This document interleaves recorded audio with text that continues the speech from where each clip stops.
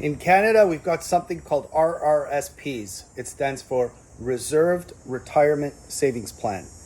What this allows you to do is take a certain amount of the money that you've earned in the year, put it in the savings account, and not get taxed on that amount of money.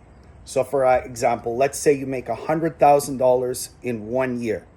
You are going to pay in Quebec approximately $45,000 in tax. So that means you'll have $55,000 in your pocket. Let's say you take $10,000 of that money and you put it into RRSP. Now you're only paying tax on $90,000. So you're only going to pay maybe $35,000 in tax.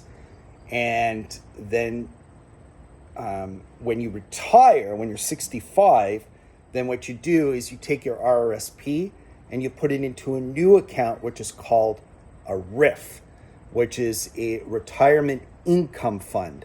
That's where you start taking the money back out of the RRSP, all this money that you've put in.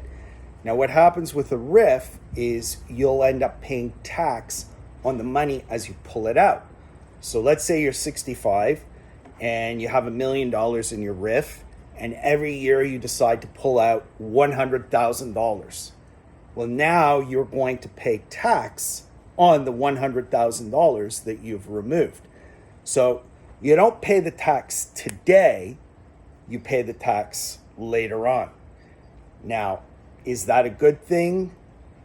Yes and no, because you're not paying today, but whatever you're not paying today, you're paying tomorrow. So now the government has created something new called the TFSA, which stands for the Tax Free Savings Account. In that scenario, what you do is you make your $100,000 this year. You put, every year now, the maximum limit is $6,500. So you put $6,500 into your TFSA, but you're still paying tax on the $100,000 that you earned this year. You can't take off the $6,500.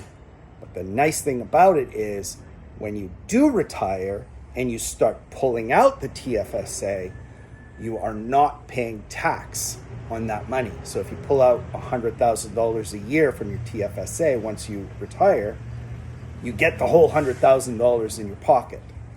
So it's a decision you have to make. The thing is, the TFSA only has a maximum of $6,500 per year. So if you're able to put more money than that, what I recommend you do is you max out your TFSA first, and then whatever additional funds you have to invest, you put those into your RRSP. I'm Sean Ross, and now you know.